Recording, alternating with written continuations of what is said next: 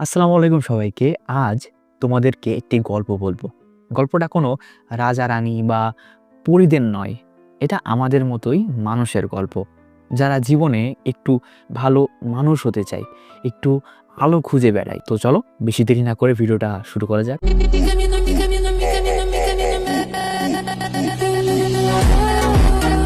একদিন আমি বসেছিলাম বারান্দাতে। মাথায় হাজারো চিন্তা ঘুরছিল। জীবন, জীবনের সিদ্ধান্ত, ভয়, আশা অনেক কিছু নিয়ে চিন্তা করছিলাম। হঠাৎ মনে হলো, আরে আমার তো মুষ্টিবদ্ধ হাত দিয়ে কর্মমর্দন করতে পারি না। অর্থাৎ যদি আমার হাত যদি আমি শক্ত করে বন্ধ রাখি, তাহলে কখনোই আমি কারো সাথে সম্পর্ক গড়ে তুলতে পারবো না। ঠিক কিনা বলেন? ঠিক তখনই দাদিমার সেই পুরনো দিনের একটা কথা আমার মনে পড়ে গেল। তিনি বলতেন যে, বাবা, তুই যদি নিজের বর্তমানটাকে ভালোভাবে ব্যবহার করতে পারিস, তবেই তোর ছেলেপুলেরা একদিন সুন্দর ভবিষ্যৎ পাবে। তারপর ভেবে দেখলাম, আসলে সবচেয়ে কঠিন কাজ হলো সিদ্ধান্ত নেওয়া। একদিন একবার যদি আমরা মনস্থির করতে পারি, বাকিটা কেবলই ধৈর্য আর দৃঢ়তা।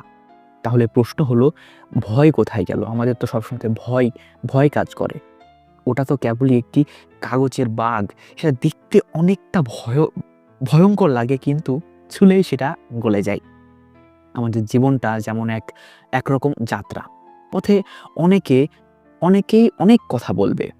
কেউ তোমার পিছনে কথা বলবে, কেউ সামনে কথা বলবে, কেউ পাশ দিয়ে হেঁটে যাওয়ার সময় কথা বলবে। কিন্তু একটা জিনিস আমাদের গুরুজনরা আমাদেরকে শিখিয়েছিলেন যে, অন্যরা কি বলল সেটা নয়, তুই নিজে কি বিচার করছিস সেটা বল, তুই নিজেকে বিচার কর। আর জানিস, শিক্ষা কখনো মনকে ক্লান্ত করে না, বরং শেখা শেখা মানে আলো জ্বালানো নিজের মনে। যত বেশি শিখবে, তত বেশি অন্ধকারকে দূরে রাখতে পারবে। একবার বাবা বলেছিলেন যে যে কোনো ছোট দয়ামূলক কাজ, তা যত ক্ষুদ্রই হোক না কেন, তার ফল কখনো নষ্ট হয় না। তাই আমি আমার নিজের ক্ষেত্রে সবসময় চেষ্টা করি যে ছোট কাজগুলোকে একটি বড় মনের সঙ্গে করতে। যেমন কারো মন খারাপ হলে একটু পাশে গিয়ে বসা, তার সঙ্গে কথা বলা, অথবা তার সাথে ছোট্ট হাসি উপহার দেওয়া, এগুলোই। আর জানিস যে সূর্যের দিকে মুখ রাখলেই ছায়া পিছনে পড়ে। মানে তুই যদি জীবনে আলো খুঁজিস, অন্ধকার তো নিজে থেকেই দূরে চলে যাবে। কখনো চেষ্টা করিস, ব্যর্থ হয়েছিস, তাতে কি হয়েছে? আবার কর, আবার চেষ্টা কর। আর যদি ব্যর্থ হোস, তাও কোনো সমস্যা নেই, আগের থেকে বেশি ভালোভাবে ব্যর্থ হবি। এই কথাটা আমার বাবা আমাকে শিখিয়েছিলেন। কারণ ব্যর্থতা আমাদেরকে শেখায় কিভাবে শক্ত হতে হয়। এসব কিছুর পর আমার মা আমাকে একটি কথা বলতো যে, যে তুই যেখানেই যাবি না কেন, যেখানেই যাস না কেন, ভালোবাসা নিয়ে যাবি। কেউ যেন তোর কাছে থেকে আগের চেয়ে কম খুশি হয়ে না ফিরে যায়। এটা এটাই আসল মানে। আশাবাদী বাতাসকে কখনোই দোষ দেয় না, বরং তারা নিজের নৌকার পালটাকে ঠিকভাবে গুছিয়ে নেয়। এই যে বাস্তববাদী মনোভাব, এটাই মানুষকে টিকিয়ে রাখে। একবার আমি তাকে জিজ্ঞাসা করেছিলাম যে, মা, আসলে আমাদের জীবনটা এতটা কঠিন কেন হয়? তিনি হেসেছিলেন এবং তিনি হেসে বলেছিলেন যে, জীবন আসলে একটা প্রশ্ন। আমি জিজ্ঞাসা করেছিলাম, সেটা কি প্রশ্ন? প্রশ্নটা হচ্ছে, তুই অন্যদের জন্য কি করেছিস? সেই দিন থেকেই বুঝেছিলাম, সুখের মানেই কেবল নিজের হাসি নয়, বরং অন্যের মুখে হাসি ফুটিয়ে দেওয়াটাই একরকম আনন্দ। আরেকটা গভীর কথা দাদি বলতেন, যেটা আমাদের বলতে মনে ছিল না, আমরা আবার রিপিট করতেছি, যে দাদি বলতেন, বাবা, যখন সুখের এক দরজা আমাদের বন্ধ হয়ে যায়, ঠিক তখনই আমাদের সামনে আরেকটা দরজা খুলে যায়।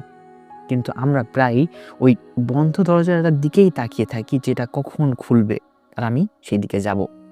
ফলে এই নতুন সুযোগটা চোখে পড়ে না। সে সময়তে কিন্তু অনেক দরজায় খোলে, কিন্তু আমরা সেদিকে লক্ষ্য করি না, আমরা এটার পিছনেই পড়ে থাকি। এই সব কথাগুলো আমরা আমাদের আমাদের জীবনে, আমার জীবনে অমূল্য একটি মন্ত্রর মতো হয়ে গেছে। এগুলো শুধু বইয়ের কোনো কথা নয়, এগুলো সেই আলো যেটা অন্ধকারের পর্দা সরিয়ে দেয়।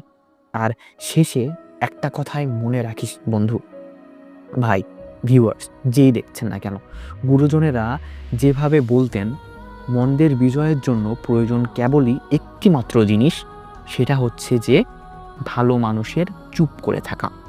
যখন আমাদের আশেপাশের ভালো মানুষগুলো চুপ করে থাকে, তখনই মন্দ লোকেরা খারাপ কিছু করার প্রতিশ্রুতি পায় এবং তারাই আমাদের আশেপাশে আবর্জনা ছড়ায় এবং তারাই আমাদের জীবনটাকে একটা নষ্টের একটা মূল ঘর বানিয়ে রাখে।